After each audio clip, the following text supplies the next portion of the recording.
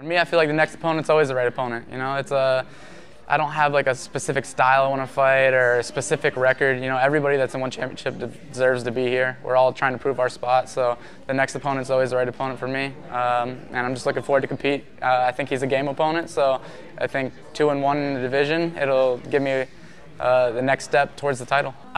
You know, I do this to be the champion. I think I could take on Bibiano next week, you know.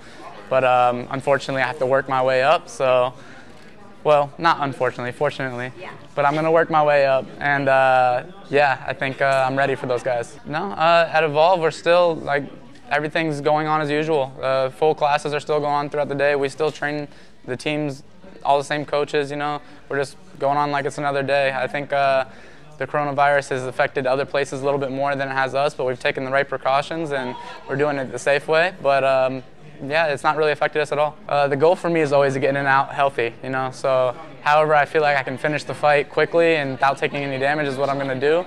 But like you said, Mark's an aggressive guy, and he's not going to go away easy. So I think it's my job to go in there and try and make it look as easy as possible without taking damage. But, you know, obviously he has different ideas of how that's going to go.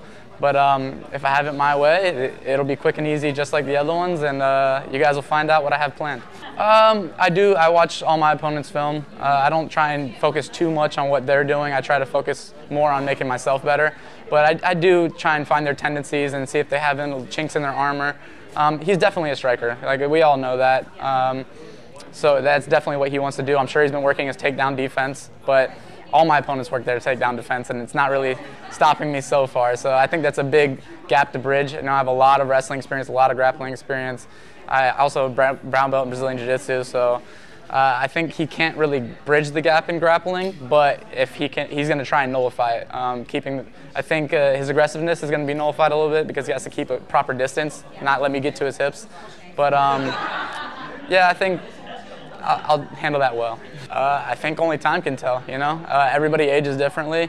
I've been competing for a very long time, but I feel great right now. I feel healthy. I'm good to go, so hopefully this is going to be the best years of my life. But, you know, I'm going to compete until I can't compete at the top level anymore. Whenever that time comes, I'll call it quits, but I feel great right now, and hopefully the next 5-6 years you'll see my name a lot. Performance, no. I'm an athlete first, so I'm going to go out there and compete the same way.